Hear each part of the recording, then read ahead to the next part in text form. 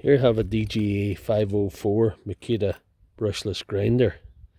I'm going to put a battery in to see what's wrong, but I don't have a charged Makita battery at the minute, so battery adapter to the rescue. I'm going to have to slam one of my fully charged DeWalt's in instead. So, try it out. That noise is not healthy. I think I know what's wrong, but I'm going to have to pull the side of this, take it apart to see what's going on. Right, here we are now. What I have to do is pull out these 4 screws, the front of the grinder. This is a brushless motor, so you can pull the motor straight out without any problems. I'll show you how to do that. Now you can't do that in the brushed version. I'll take a moment and just show you what's wrong, what I think's wrong. I think there's a bit of sticking going on between the field coil and the armature. I'll show you what I mean when I get it open. Right, with the 4 screws out now, you just remove that bit, leave it over there, and this bit will come off as well. Okay, and the motor will pull straight out like that. If you do a little wipe. First thing you check when you have the motor out is check that the bearing's okay, and that seems okay. Don't want that. Looking down in there, I'll get a bit of light and see what I can do to show you. With the motor out, if you look inside the field coil, don't know if you can see that at all.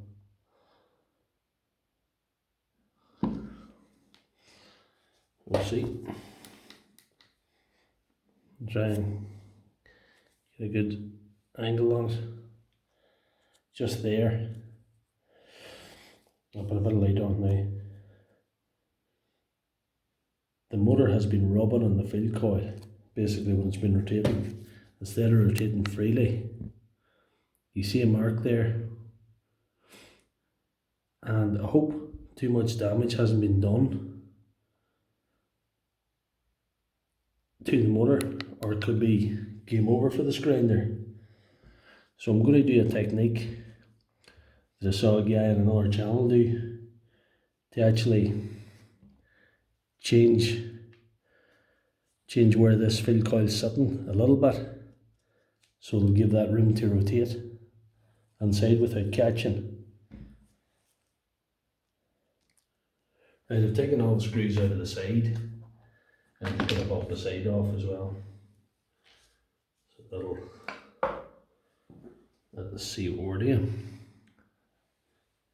This field coil here has been rubbed on the side, so I need to put something in here to space it, to push it this way a little bit, to give it a bit of room to work.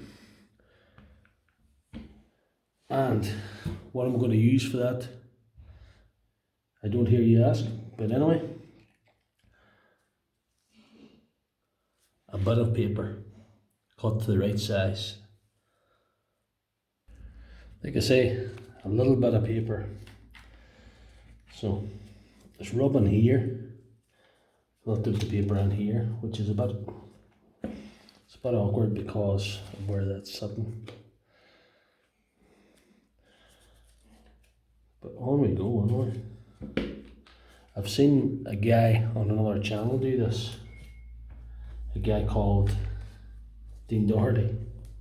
He's done this on both Makita and a Milwaukee grinder, and both paid off, both worked out.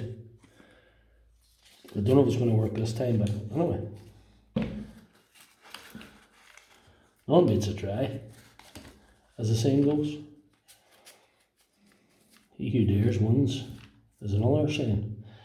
So what I have to do is put that back together again and see if this is going to work. Right, have the battery back on again, ready to test it, it's all back together.